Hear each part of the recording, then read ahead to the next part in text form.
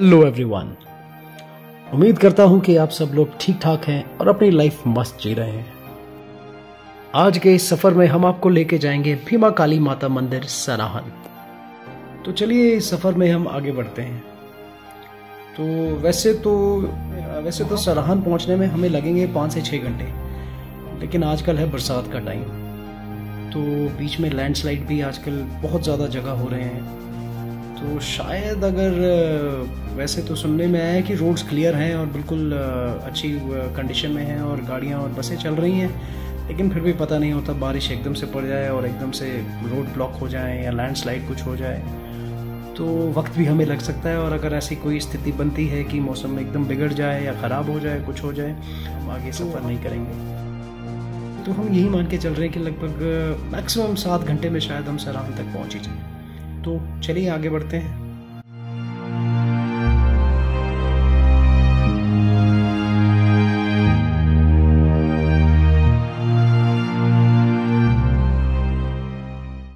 वैसे तो अभी रोड की कंडीशन ठीक ही दिख रही है, ज़्यादा ट्रैफिक भी नहीं है।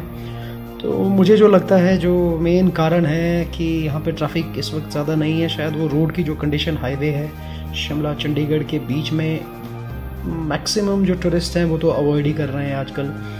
और जो ट्रक्स मैं बता रहा था आपको कि जो एप्पल और फ्रूट वाले ट्रक हैं वो भी अभी ज़्यादा नहीं है। शायद कारण वही होगा, जो अपना सोलन से पहले एक जगह है वहाँ पे बहुत ही ज़बरदस्त लैंडस्लाइड हुआ है। एक पूरा जो नेशनल हाईवे वो नीचे धंस गया है और आवाजाही बड़ी मुश्किल है और ट्रैफिक जाम बहुत ज़्यादा लगते हैं। और शायद मुझे ऐसा लगता है कि जो एप्पल ग्रोअर्स हैं उन्होंने जो सेब तोड़ना है वो बंद रखा हुआ है, तोड़ान जिसे कहते हैं, तो वो शायद बंद पड़ा है अभी, इसी वजह से अभी ट्रक्स उतने ज़्यादा नहीं दिख रहे। और बाकी टूरिस्ट का तो क्लियर ही है कि बारिश की वजह से बहुत ही कम, जो पूरे हिमाचल की बात है, पूरे हिमाचल में ही बहुत ही कम टूरिस्ट इस वक्त आ रहे हैं।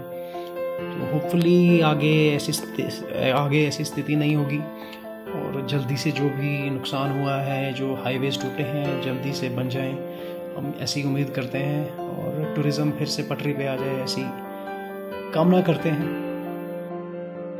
ये आप जो सामने देख रहे हैं, आप ये जो पेड़ पे एक वाइट सा एक नेट सा लगा हुआ है, इसे हेल नेट कहते हैं। तो ये जो ओले होते हैं उससे बचाव करता है, सेब और जो अन्य फ्रूट्स होते हैं उनका बचाव करता है ये।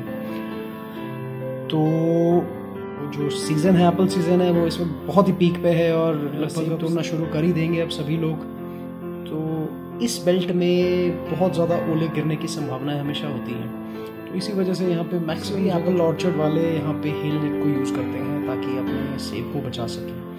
तो ओलों से होता क्या है कि सेब पे दाग पड़ जाता है और उस सूरत में या सेब बिकता नहीं या फिर बहुत ही सस्ते में जो ग्रोअर है उसे बेचना पड़ता है मार्केट में। तो हेल नेट काफ़ी उपयोगी है, काफ़ी बचाव करता है सेबों का ओलों से।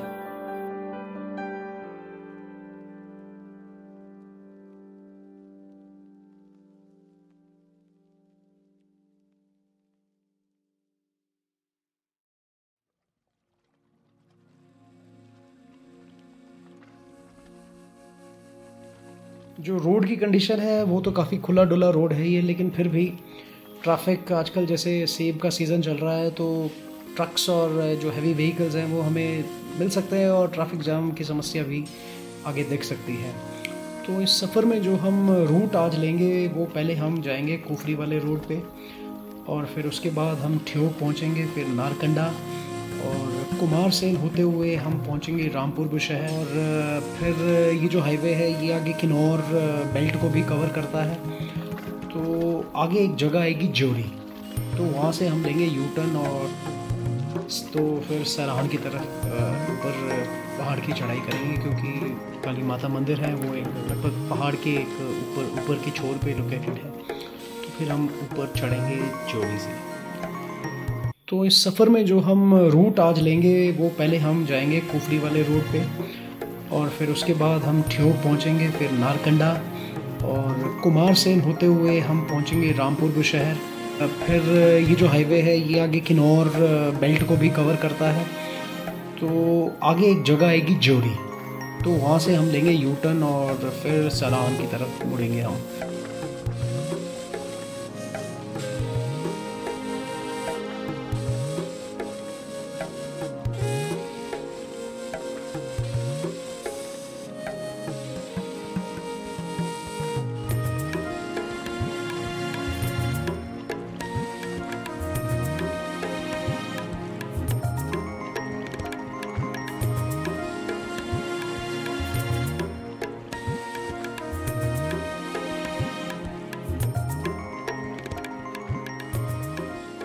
इतवार की बारिश ने तो पूरे हिमाचल की जनता को त्रस्त करके रख दिया है। जगह जगह पे लैंडस्लाइड, ये देखिए सामने यहाँ पे लैंडस्लाइड, कितना ज़बरदस्त लैंडस्लाइड हुआ है। तो मेरी एक पर्सनल ऑब्जर्वेशन है कि जब भी बारिश आती है चीज़ें ठीक तो हो जाती हैं, रोड्स वगैरह सब थ्रू हो जाते हैं, लेकिन खासकर टूरिज़्म पे ही इसका असर होता है। तो उससे रिवाइव होने में बड़ा टाइम लग जाता है, क्योंकि जो पूरा जो ट्रैवलर है, जो all over India, all over the world tourist हैं जो हिमाचल आना चाहते हैं, पहाड़ों में घूमना चाहते हैं, वो एक पैनिक मोड में आ जाते हैं। तो या तो फिर वो अगले 3-4 महीनों की अपनी जो बुकिंग्स हैं वो सब कुछ कैंसिल कर देते हैं, या फिर एक अफवाह फैला देते हैं कि हिमाचल में ऐसा नुकसान हो रहा है, ये हो रहा है, वो हो रहा है। और जो मीडिया है उसका भी रोल होता है कि छोटी छोटी चीज़ों को बहुत ही चढ़ा के दिखाते हैं वो सब, और रियलिटी में 80-90% ऐसा नहीं होता। लैंडस्लाइड होगा या फ्लड होगा तो कुछ वक्त के लिए जो है असर उसका उस जगह में दिखता है, लेकिन उसके बाद धीरे धीरे नॉर्मलसी आ जाती है। अब हम ज्योरी पहुंच गए हैं। ये आप सामने बोर्ड देख सकते हैं, कौरेग किन्नौर में जो पड़ता है, कौरेग भावानगर। यहाँ से सीधा आप आगे जाएंगे तो वो किन्नौर आपको लेके जाएगा, और लेकिन हमें लेना है यहाँ से राइट टर्न, यू टर्न लेकर हम ऊपर पहाड़ की चढ़ाई करेंगे। तो ज्योरी से जो ये सराहन वाला रास्ता है, रोड है, ये तो सिंगल लेन ही है। काफ़ी तंग रास्ता है, संकरा रास्ता है ये।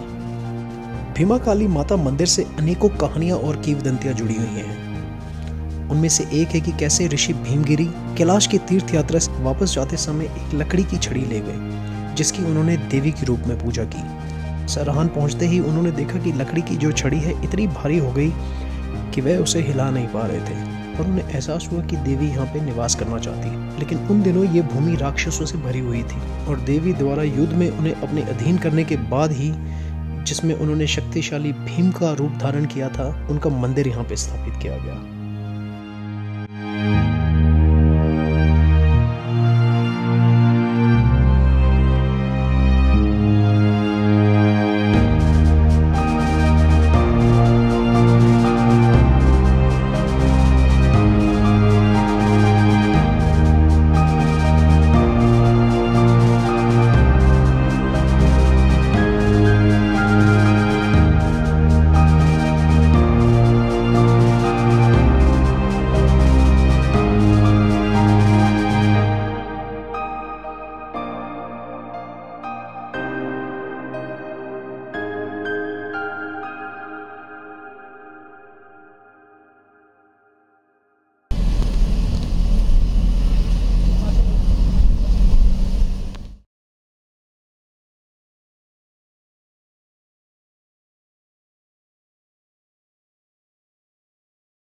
हम इस वक्त 2150 मीटर की ऊंचाई पे खड़े हैं, और यहाँ से शिमला 180 किलोमीटर है, और 50 किलोमीटर दूर है यहाँ से रामपुर। और सराहन से जो श्रीखंड महादेव शिखर है वो भी दिखता है। और इसी के साथ हम सराहन पहुँच गए हैं। तो अब हम देखते हैं यहाँ पे अपनी गाड़ी को पार्क करने की व्यवस्था कहाँ पे हो सकती है, और फिर हम आगे बढ़ेंगे माता भीमा काली के दर्शन करने के लिए। लगभग 1 एकड़ में ये मंदिर परिसर बना है, और पहले जो रॉयल डायनेस्टी है उनका ये महल हुआ करता था, और उन्होंने अपनी जो इष्ट देवी है भीमा काली जी, तो उन्हें ये समर्पित किया था, और एक भव्य भीमा काली मंदिर का निर्माण यहाँ पे करवाया था। और इसके अंदर जो पुराना और जो नया भीमा काली मंदिर है, और जो नरसिंह, रघुनाथ, पाताल भैरव, लंका वीर के अलग अलग मंदिर इसके अंदर हैं। और पौराणिक काल की एक और कहानी है कि कैसे बाणासुर, जो शिव का एक बहुत ही महान भक्त था और राक्षस राजा बलि का सबसे बड़ा पुत्र, शोणितपुर का राजा था, श्री कृष्ण से युद्ध हारने के बाद उसका सिर यहीं पे दफनाया गया, जहाँ पे भीमा काली माता मंदिर का प्रवेश द्वार बना हुआ है। बाणासुर के बाद जो श्री कृष्ण के पुत्र हैं प्रद्युम्न, वो यहाँ के शासक बने।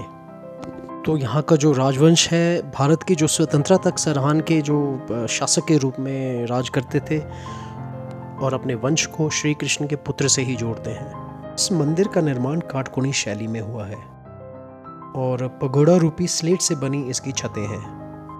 लगभग 800 साल पहले इस मंदिर का निर्माण हुआ है, और और ये मंदिर 51 शक्तिपीठ हैं उनमें से एक है।